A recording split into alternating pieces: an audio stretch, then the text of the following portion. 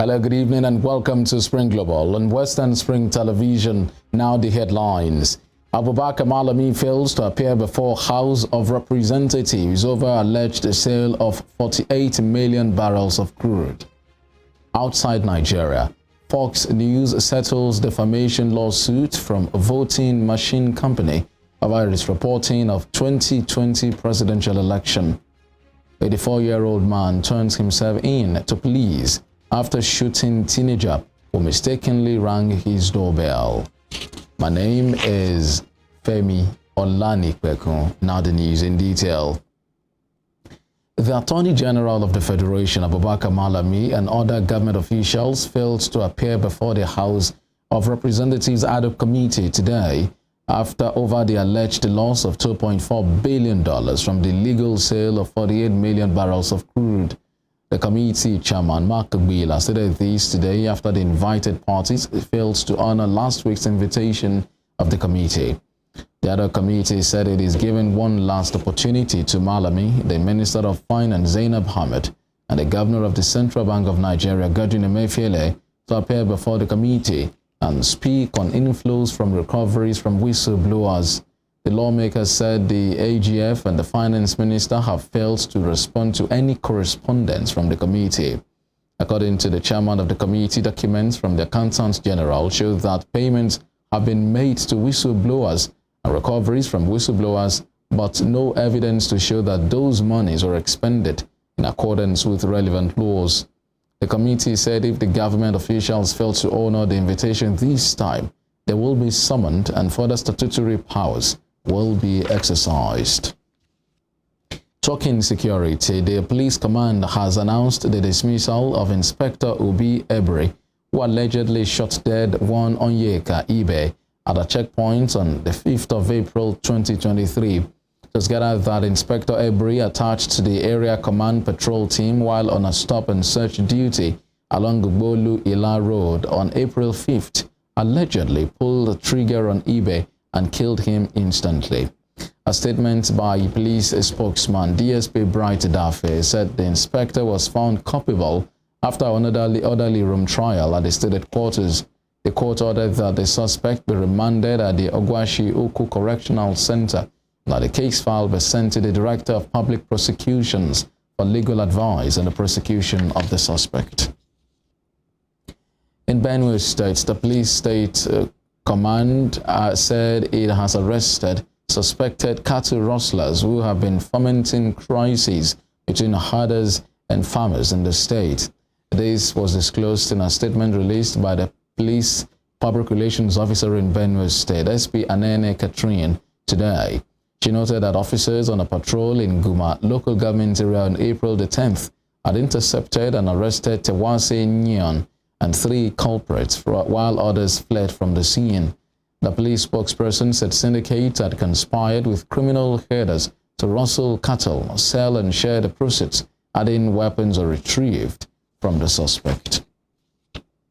And outside Nigeria, Fox News has settled a defamation lawsuit from the Voting Machine Company Dominion over its reporting of the 2020 presidential election. In a last-minute settlement before trial, the network agreed to pay $787.5 million, about half of the $1.6 billion initially sought by Dominion. Dominion argued its business was harmed by Fox spreading false claims that the vote had been rigged against Donald Trump.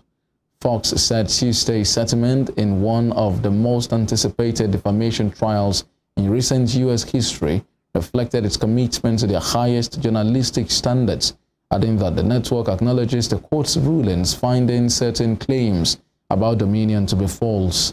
It told a press conference the deal included Fox admitting to telling lies, causing enormous damage to his company. A Dominion attorney, Justin Nessin, told the reporters that the truth matters a lot.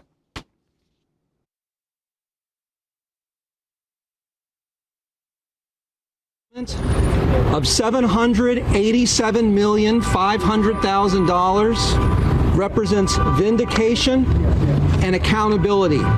Lies have consequences. The truth does not know red or blue. Fox and Dominion have reached an historic settlement.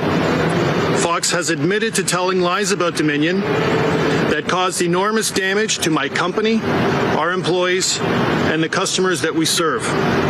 Nothing can ever make up for that. Throughout this process, we have sought accountability and believe the evidence brought to light through this case underscores the consequences of spreading lies.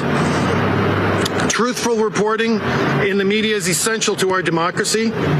Dominion, our employees, our people, our partners are grateful to the court for allowing us the process for the truth to come out. In Asia, a court in Pakistan has ordered a Chinese national accused of blasphemy to be remanded in judicial custody for 2 weeks. The man, identified only as Mr. Tian in the official police complaint, denied the accusation leveled by his co-workers during his court appearance in the city of Abbottabad. A local police official, Tahir Ayub, confirmed today that the accused was taken into custody as authorities investigate the incident. Blasphemy is a sensitive subject in Pakistan, a Muslim-majority country where those found guilty could be given the death penalty for certain forms of the crime. The Chinese national, who works as head of heavy transport at a major hydropower project, was accused on April the 15th of insulting Prophet Muhammad for allegedly urging workers to speed up their pace of work as they took a prayer break. Switzerland's Attorney General has filed an indictment against the Gambia's former Interior Minister for crimes against humanity committed under former authoritarian leader Yahya Jammeh. The Office of the Attorney General said Usman Sonko is accused of having supported, participated in, and failed to prevent systemic and generalized attacks as part of a repressive campaign by security forces against Jammeh's opponents. Sonko's lawyer, Philippe Kurat, told journalists today that his client disputed the charges and that some of the alleged acts occurred before articles on crimes against humanity came into force and the Swiss Criminal Code. Sonko was Interior Minister from 2006 to 2016 when he fled to Sweden and on to Switzerland, where he applied for asylum. In January 2017, he was arrested by Swiss police after the Geneva-based legal group Trial International filed a complaint under the principle of universal jurisdiction that allows for the prosecution of the most serious crimes, irrespective of where they were committed. Elsewhere, the London Metropolitan Police have been condemned by writers, journalist unions and activists for questioning and detaining a French publisher under the United Kingdom's Terrorism Act. Ernest Moritz, foreign rights manager for popular science fiction author Alan Damasio, as well as editions of Fabrique, was on his way to the London Book Fair when he was stopped by police officers on Monday evening.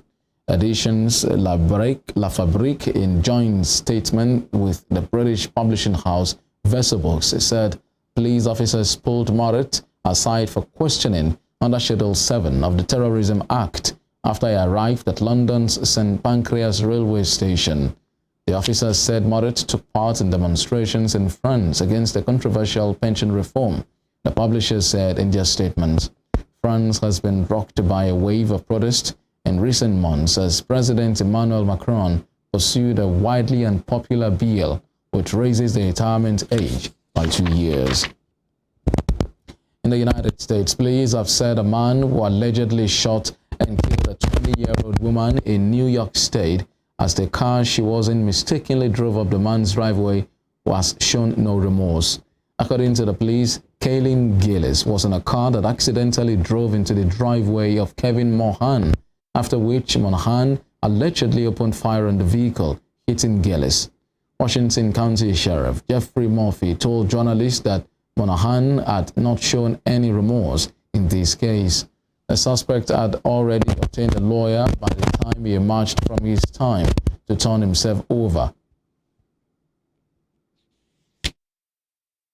Unfortunately, they drove up this driveway. While they were leaving the residence, once they determined that they were at the wrong house, the subject came out on his porch for whatever reason and fired 2 shots, one of which struck the vehicle that Kalen was in. The owner of the residence was Kevin Monahan, age 65. He was uncooperative with patrols on the scene. After approximately more than an hour of talking back and forth through 911 and trying to talk to him in person on the scene, he was taken into custody. From all indications, she was, like I said, an innocent young girl who was out with friends looking for another friend's house. She was a young girl that was taken way too young.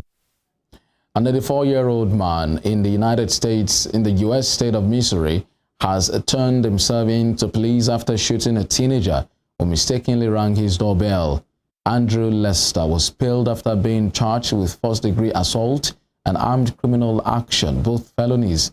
The white home owner allegedly shot 16-year-old Raphael, who is black, once in the head and once in the arm last Thursday night in Kansas City.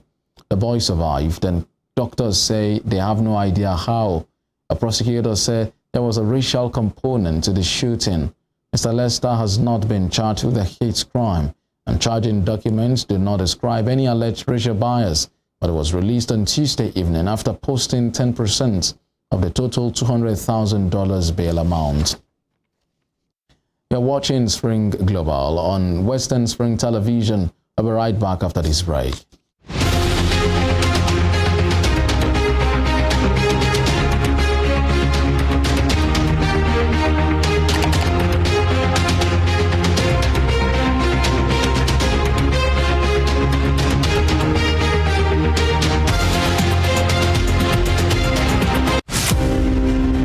James Ajibolaige was a lawyer who obtained his first degree in classics from Nigeria's premier University of Ibadan. Born September 13, 1930, the orator and the polyglot spoke impeccable English, French, Igbo, Hausa, and Yoruba languages.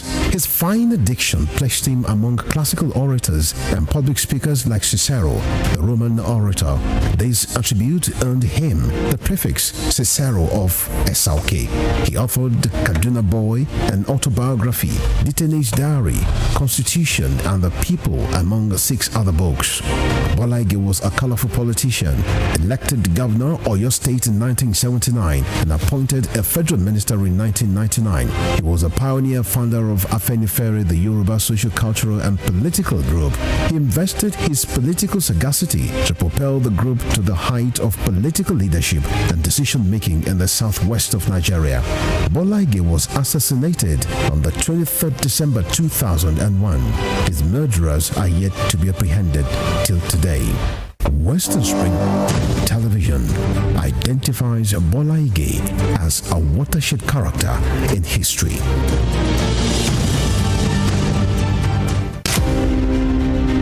Ahmadu Bello, Prince Royal, was born 6th of December 1910 at Raba Village, Sokoto, northwestern Nigeria. His father was a district head and heir apparent to the Sultanate throne from the house of Usmanu Danfodio, a religious and social reformer who brought the Habib dynasty under the Fulani Caliphate in the beginning of the 19th century. Ahmadu Bello raised the bar of political consciousness and participation when, in 1944, he engineered the establishment of the Northern People's Congress (NPC) as the first political party in northern Nigeria and the rallying point for politicians in the region before independence. History will not forget Ahmadu Bello for his charisma and political sagacity, which provided easy passage for his kinsmen to assume political and administrative positions in Nigeria's post-independence era. The distinguished elder statesman and Sardauna of Sokoto has his face on his country's 200 naira currency as a mark of honor to one of the architects of Nigeria's independence. Western Spring Television identifies Ahmadu Bello as a watershed character in history.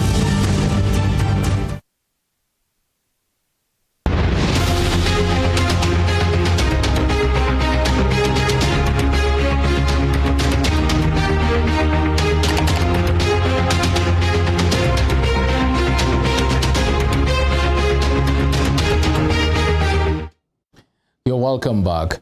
Moving on, Mexico's top court has limited the army's participation in public security tasks, blocking a contentious move by President Andrés Manuel López Obrador to put a civilian force under military control. The National Guard plan, approved by the governing party-controlled Congress last September, alarmed López Obrador's opponents and human rights campaigners who said it handed too much power to the armed forces. By 8 votes to 3, the Supreme Court annulled the legislative reform granting the Defense Ministry operational and administrative control of the National Guard, concluding it was unconstitutional. Before coming to power in 2018, López Obrador had promised to send the military back to the barracks, but under his presidency, the armed forces have kept their role in tackling drug cartel-related violence and even gained more responsibility, including control of ports and customs and major infrastructure projects. López Obrador created the National Guard in 2019 with a civilian command to replace federal police accused of corruption and human rights violations. Russia-aligned hackers are seeking to disrupt or destroy Britain's critical infrastructure.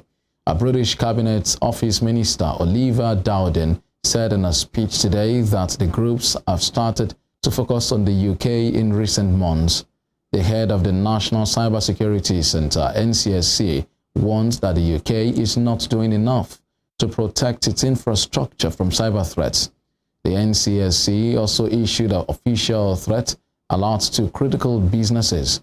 Officials are recommending that organizations such as those behind the UK's energy and water supplies act now to protect themselves against the emerging cyber threat. Meanwhile, cybercrime is estimated to cost the UK billions of pounds each year. According to new figures published today, 32% of UK businesses and charities suffered a cyber breach or attack in the past year. That is a third of our businesses. And ransomware continues to run rampant. And as President Biden rightly recognized a few weeks ago, thanks to its scale and its impact, ransomware is no longer just a crime, it's a national security threat. And our response needs to reflect the severity of that threat. These are attacks on our citizens, our businesses, and our democracy. They are an attempt to undermine our society, and we are determined to stop them with your help. In the UK, we grasped the need for urgent action early, and we've been doing a lot over the past few years to strengthen our cyber defences. We have published the National Cyber Strategy, and we have a new and effective cyber sanctions regime, which we recently used for the first time against a group of Russian cyber criminals as part of a joint campaign with the United States. And we are working closely with international partners to tackle the proliferation of sophisticated commercial cyber tools. At the same time, the government itself continues to face a range of attacks, including ransomware and espionage, and so we are constantly looking to strengthen our cyber defense. And here in Africa, at least 270 people have been killed since clashes broke out in Sudan, as disclosed by the World Health Organization. Many hospitals in Khartoum remain out of service, and medical personnel have been unable to reach healthcare facilities. The International Federation of Red Cross and Red Crescent Societies are warning that Sudan's health system is at risk of breakdown. Meanwhile, international calls are mounting for an end to hostilities in the country. Heavy gunfire and explosions could still be heard in the capital, Khartoum, despite a 24-hour humanitarian ceasefire that was to take effect late on Tuesday. The ceasefire did not materialize, with residents in the capital reporting heavy gunfire and explosions for the 5th day running. The African Union is hoping a pause in the clashes on Wednesday will allow a delegation from Djibouti, Kenya, and South Sudan to arrive for talks with Sudan's de facto leader, General Abdel Fattah al-Burhan, and his rival Mohamed Hamdan Dagalo, who commands the RSF. So far, international mediation efforts have failed, and there are growing concerns the country could slide into a civil war. Nearly 200 people have been killed and hundreds of others injured, with the main doctors' union warning that the number of dead could rise even further. Residents in and around Khartoum have reported anti-aircraft fire and airstrikes that shook buildings. In Western Sudan too, the UN said fighting was raging. A school teacher in Sudan's capital, Khartoum, has told the BBC that one of his pupils was shot in the head by a stray bullet amid continued fighting in the country. He further said food supplies were getting scarce every day as shops and supermarkets remain closed, adding that electricity is stable but could go off any moment. Meanwhile, Japan is planning to send a military aircraft to evacuate its citizens from Sudan amid the deadly fighting. Japanese government spokesman Hirokazu Matsuno said as of Wednesday there were 60 Japanese nationals stuck in Sudan. He said the government would do its utmost to ensure the safety of Japanese residents in Sudan, including the safety and evacuation of Japanese nationals, in close cooperation with the G7 and other major countries. In the same vein, the president of the National Association of Nigerian Students in Europe, NANS, Bashir Saidu Muhammad, has called on the federal government of Nigeria to not only protect Nigerian students in Sudan, but also evacuate them amid conflict in the North African country. Muhammad, who was reacting to the students' interview with the BBC Tuesday morning, said it is necessary for the government to act fast to avoid subjecting the students to danger. He reiterated that it is the responsibility of government to protect and ensure the safety of Nigerian students, both at home and abroad, asking the federal government to swiftly act in that regard. A Sudanese doctors' union has said in a statement that 39 out of 59 hospitals in Khartoum and nearby states are out of service, highlighting the worsening humanitarian situation in the country. The Central Committee of Sudanese Doctors said Wednesday morning that only 20 hospitals are fully or partially operational, further explaining that among the hospitals that have stopped working, there are 9 hospitals that were bombed and 16 hospitals that were subjected to forced evacuation. Temitakpe Ajijola Oluwaola, Western Spring Television News. Russia has a program to sabotage wind farms and communication cables in the North Sea, according to new allegations. The details have come from a joint investigation by public broadcasters in Denmark, Norway, Sweden, and Finland. It says Russia has a fleet of vessels disguised as fishing trawlers and research vessels in the North Sea. They carry underwater surveillance equipment and are mapping key sites for possible sabotage. According to reports, UK officials are aware of Russian vessels moving around UK waters as part of the program. In the meantime, police in Latin America have seized cocaine and other drugs worth $5 billion in an operation lasting 3 weeks and spanning 15 countries. They also seized more than 8,000 illicit firearms and carried out almost 15,000 arrests. Police forces from Mexico in the north to Argentina in the south exchanged information in the operation, which was coordinated by Interpol. Interpol said the arrest had disrupted the workings of several powerful gangs. In other news, India is set to overtake China to become the most populous country in the world by the middle of this year. According to data released by the United Nations, India's population is expected to reach 1.4286 billion to 2.9 million more than its neighbor on 1.4257 billion. The Asian nations have accounted for more than a third of the global population for over 70 years.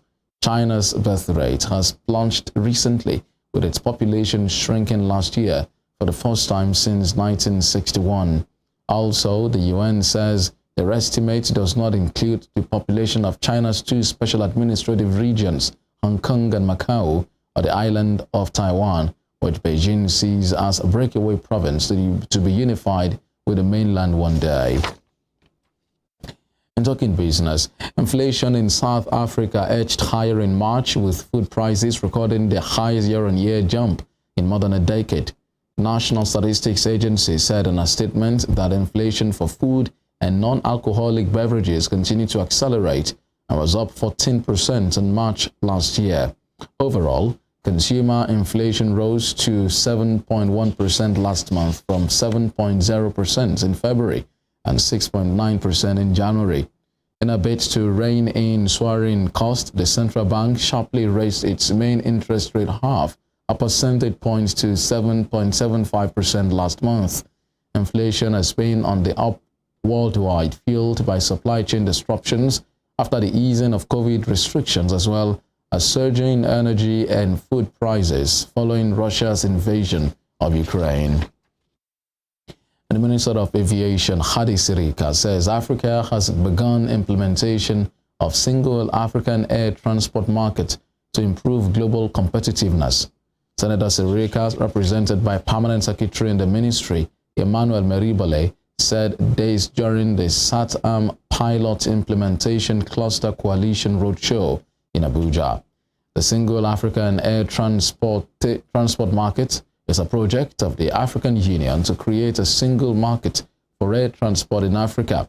35 African nations showed commitment to pilot the initiative when it was launched in 2018, but presently 15 countries, including Nigeria, have appended their signatures to the project. Once completely in force, airlines from 15 signatory countries will, through their strategic partnership, cut costs, increase the size of the available fleet at their disposal, and enable flights between their territories. In speaking at the event, Director General of the Nigeria Civil Aviation Authority, Captain Musa Nuhu, said air connectivity is an asset which improves global competitiveness of cities, states, and regions. That this government shall continue to support policies and programs that will support and project the full implementation of SATAM in Nigeria. As we are all aware, air transport markets in sub-Saharan Africa presents a strong dichotomy. In Southern and Eastern Africa, the market is growing, while in Central and Western Africa, the sector is stagnating. With the vacuum created by the collapse of mostly state-owned airlines, leaving operations to a few privately owned airlines in the region, Nigeria is assiduously working towards launching its own national carrier that is expected to provide additional frequencies in actualizing the policies and principles of SATAM in Nigeria and Africa at large.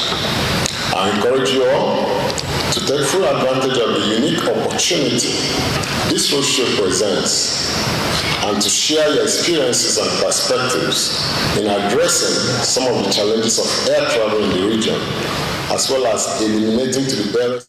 And now to some sports stories. Thiago Silva has urged Chelsea to come up with a strategy to prevent the club's slump stretching into next season after Real Madrid ended their Champions League campaign.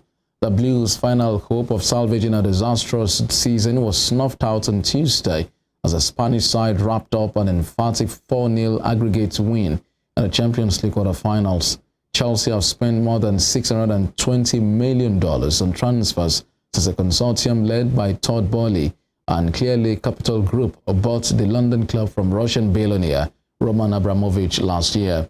Chelsea are languishing in 11th place on the Premier League table, 17 points adrift of the top four, with 7 games to go, and are unlikely to qualify for European competition. Silva, speaking after Tuesday's 2-0 home defeat to champions Real in the second leg of the quarterfinal, said it was important to assess what had gone wrong rather than apportioning blame. Meanwhile, Frank Lampard believes Chelsea's performed well against Real Madrid, but admits his side wasn't clinical enough to trouble their opponents over 2 legs. I thought for 60 minutes of the game, I think you probably saw why I picked the lineup, because we had big energy, big organisation in the team, caused Real Madrid a lot of problems. So the only thing that was missing from our game was a goal. But we had really good chances to do that. So at this level, when you're in the strong moments, the first half was a strong moment for us. Our game was exactly how I wanted it. 1 goal or 2 goals in that 60 minutes changes the face of it. We didn't do that, and at this level, they're so clinical that you saw the result. All right, before we end the Spring Global, here is a recap of our top stories. The Attorney General of the Federation, Abubakar Malami, and other government officials failed to appear before the House of Representatives at the committee today over the alleged loss of $2.4 billion from the legal sale of 48 million barrels of crude. And outside Nigeria, Fox News has settled a defamation lawsuit from the voting machine company Dominion over its reporting of the 2020 presidential election. And an 84-year-old man in the U.S. state of Missouri has turned himself in to police after shooting a teenager who mistakenly rang his doorbell. You can follow us on our social media handles on Facebook, Instagram, and Twitter at Western Spring Television. You can also watch us live on our YouTube channel at Western Spring Television. My name is Femi Olanikwekun. Thank you so much for watching. Good evening.